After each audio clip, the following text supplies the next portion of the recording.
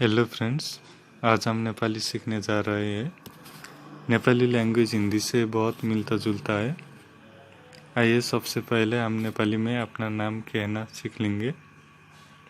मेरा को नेपाली में मेरो कहते, नाम को नाम ही, है को हो। जैसे कि मेरा नाम राम है कहने के लिए मेरो नाम राम हो कहते हैं।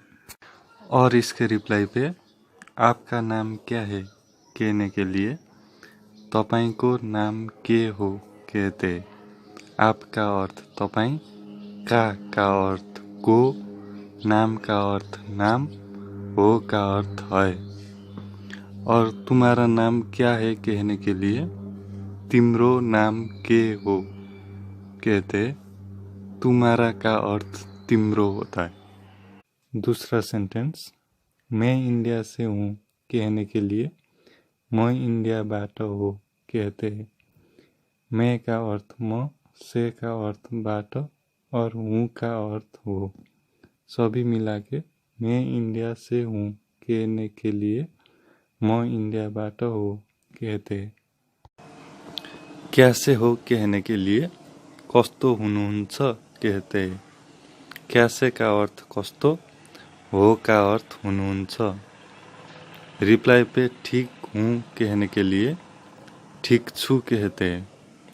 ठीक का अर्थ ठीक ही, हूँ का अर्थ छु। उसके बाद क्या कर रहे हो कहने के लिए के गर्दै हुनुहुन्छ कहते हैं।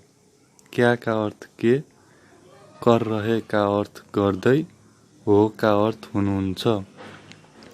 मैं नेपाली भाषा सीख रहा हूँ कहने के लिए म नेपाली भाषा सिक्दैछु कहते हैं। मैं का अर्थ म, नेपाली भाषा का अर्थ नेपाली भाषा ही, सीख रहा का अर्थ सिक्दै, हूँ का अर्थ छु। हमने 4 सेंटेंस सीख चुके हैं। अब 5वां नंबर पे नेपाल एक सुंदर देश है नेपाली में कहने के लिए नेपाल एउटा सुंदर देश हो कहते हैं। हिंदी में एक को नेपाली में एउटा बोलते हैं। अब 6वां सेंटेंस, मुझे नेपाल पसंद है को नेपाली में मलाई नेपाल मन पर्छ कहते हैं। मुझे का अर्थ मलाई, पसंद है का अर्थ मन पर्छ। मुझे नेपाल पसंद है, मलाई नेपाल मन पर्छ।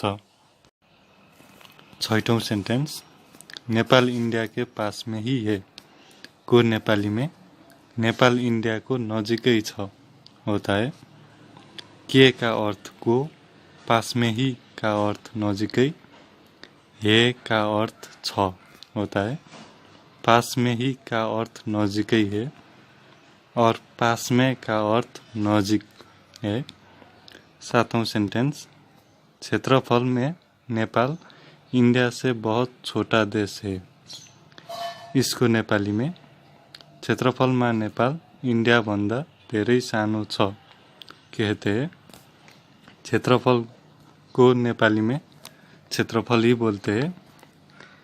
में का अर्थ मा, से का अर्थ भन्दा, बहुत का अर्थ धेरै, छोटा का अर्थ सानो, देश का अर्थ देशी है का अर्थ छ।